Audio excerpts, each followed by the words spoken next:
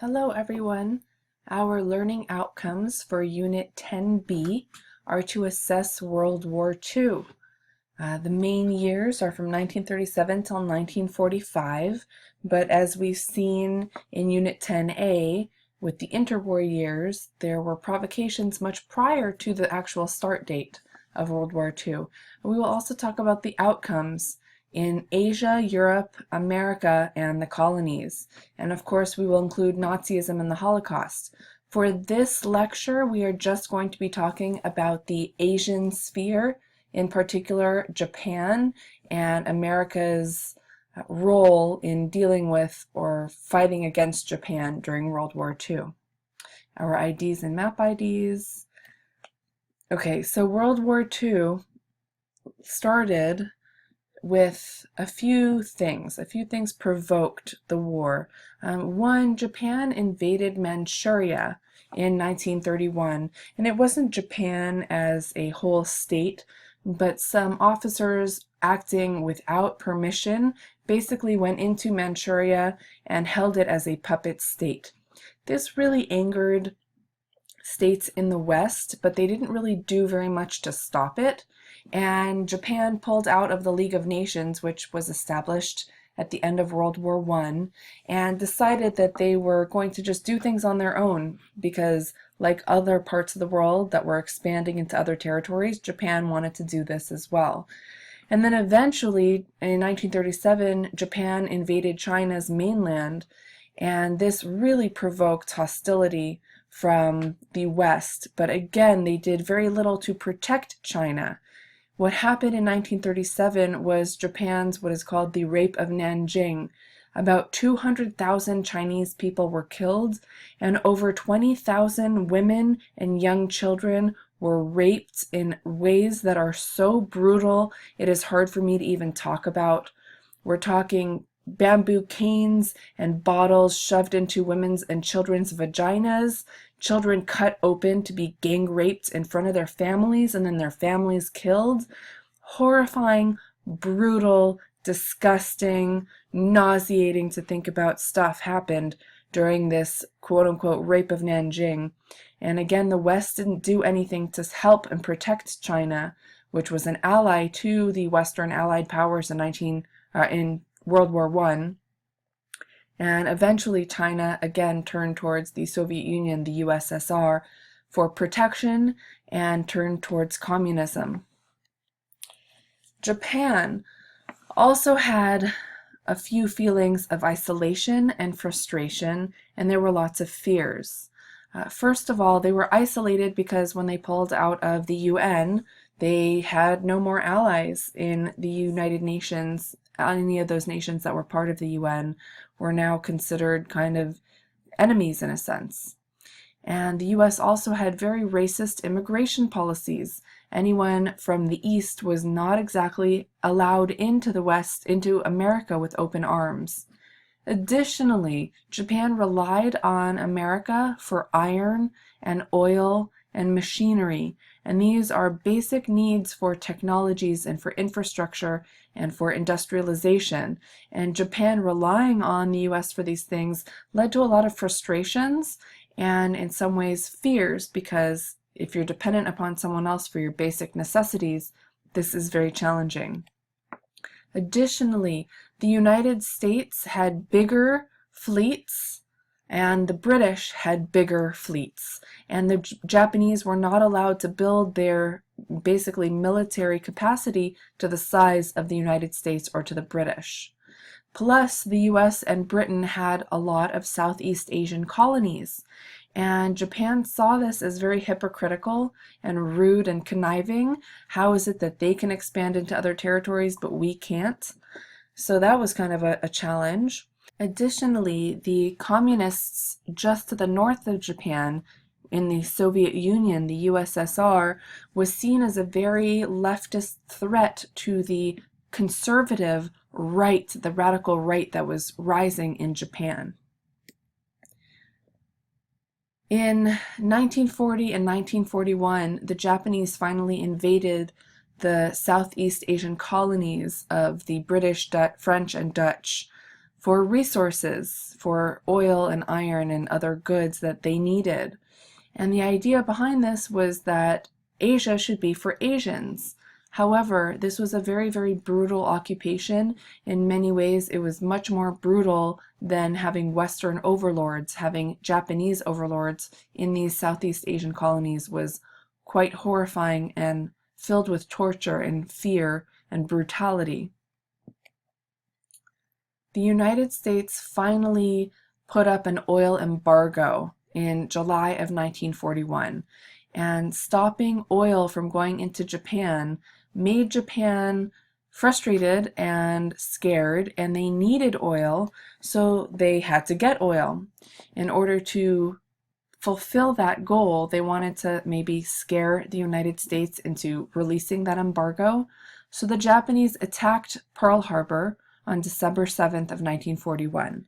And there are a lot of other reasons for this, but basically the United States was saying that they did not want to be in the war at all, even though, again, like in World War I, they were supplying the Allies with supplies and preventing certain people from gaining access to their goods that were necessary, like oil in Japan. But hence, this is what happened. This is a clip on Pearl Harbor.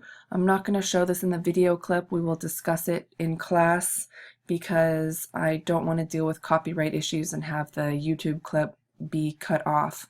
If you want to watch it right now, I encourage you to. You can go onto Blackboard or Canvas and open up the PowerPoint and click on the link, or you can look in the notes section. This is an image of the Japanese attack on Pearl Harbor. Pearl Harbor is a military base in Honolulu Island in Hawaii, and it was where the majority of our, actually almost all of our big tankers were held, our big battleships.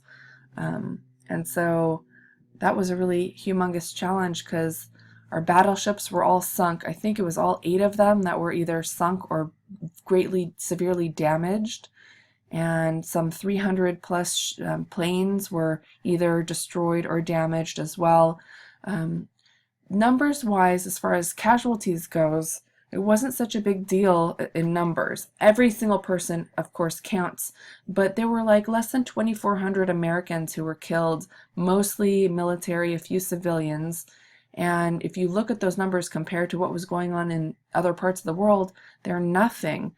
But it was really frightening for Americans to think that it was possible to be attacked on American soil. It was a European war, supposedly, or an Eastern Hemisphere war, not a Western Hemisphere war. And this really, really scared people. It made Americans feel vulnerable, and this greatly forced America into the war. This is an image of President Roosevelt, Franklin Delano Roosevelt, known as FDR, talking to the news, and he said that this day, meaning December 7th, 1941, is a day that will live in infamy.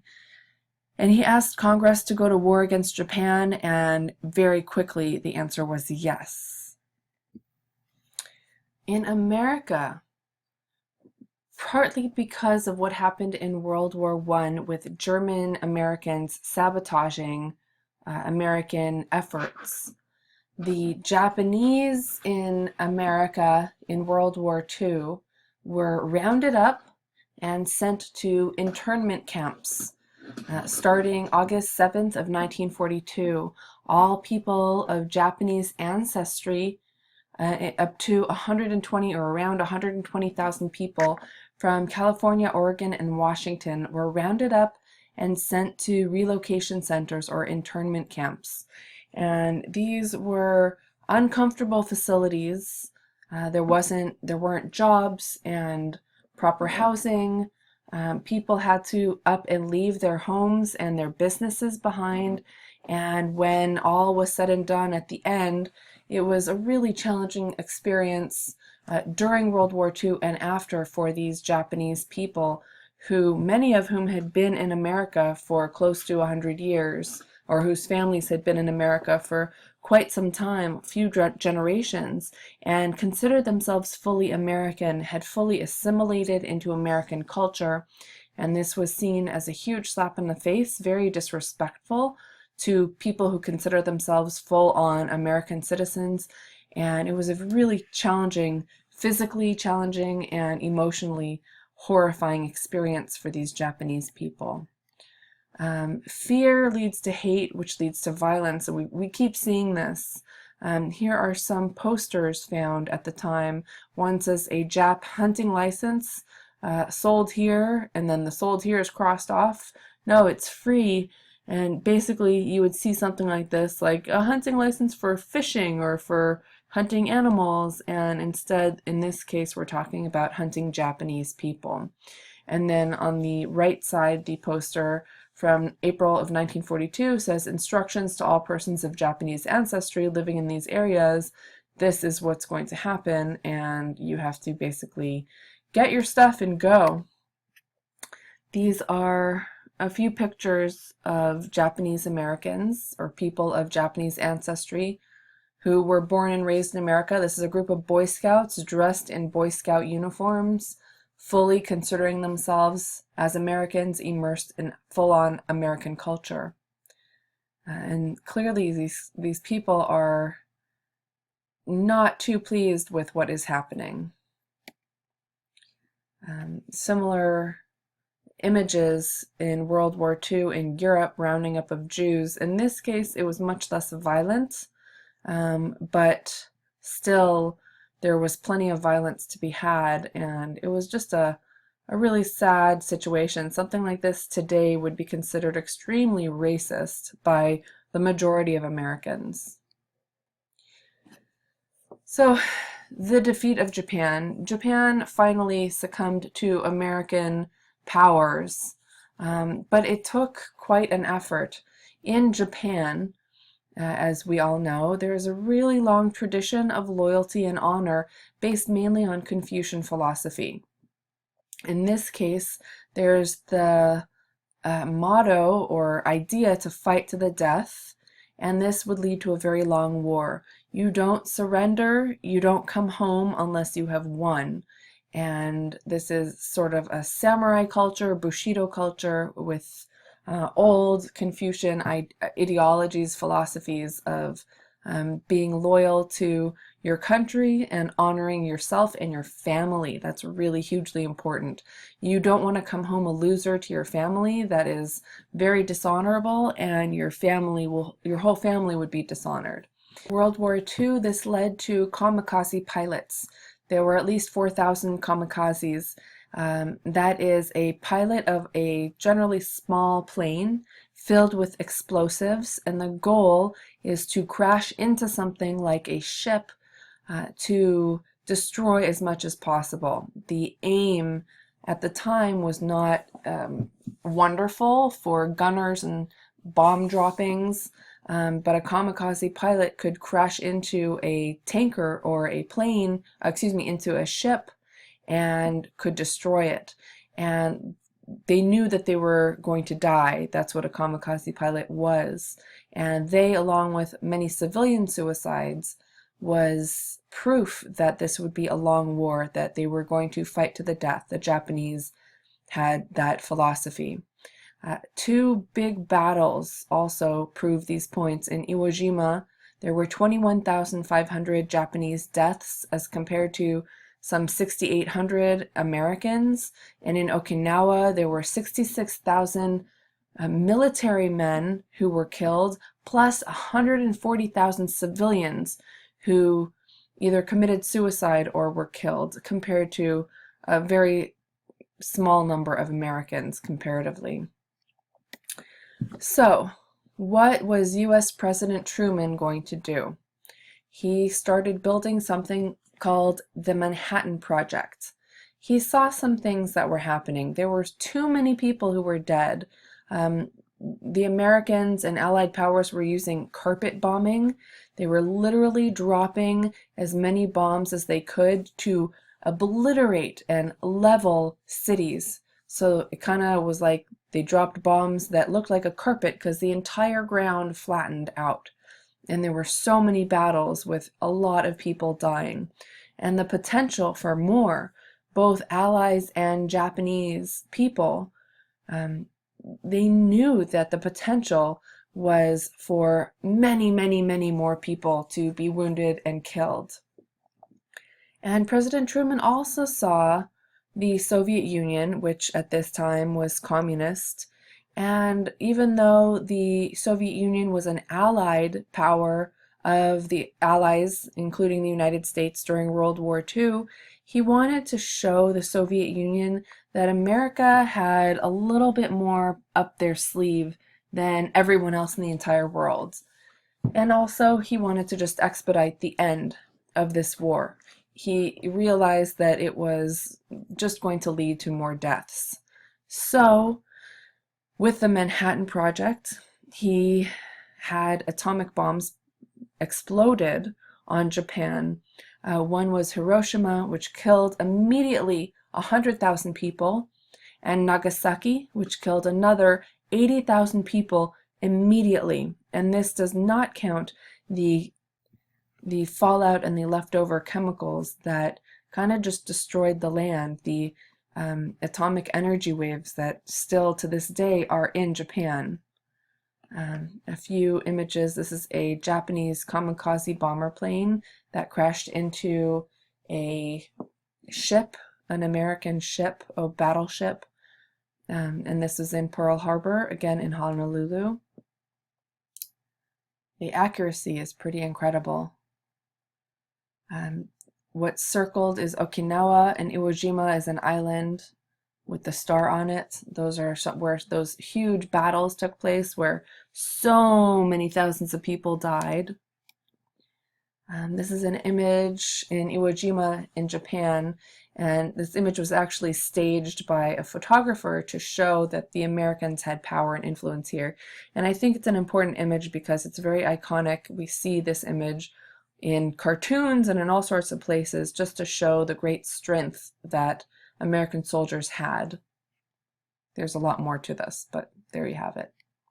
And this is what carpet bombing looks like. These are American planes flying over Japan and just basically dropping all the explosives that they can.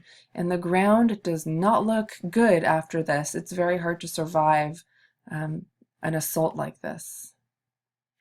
This is an image of Hiroshima destroyed by a nuclear bomb. The mushroom cloud is extraordinary, and I don't know how high it goes, but I think it's something like a mile. Incredible. This is Hiroshima destroyed by a nuclear bomb.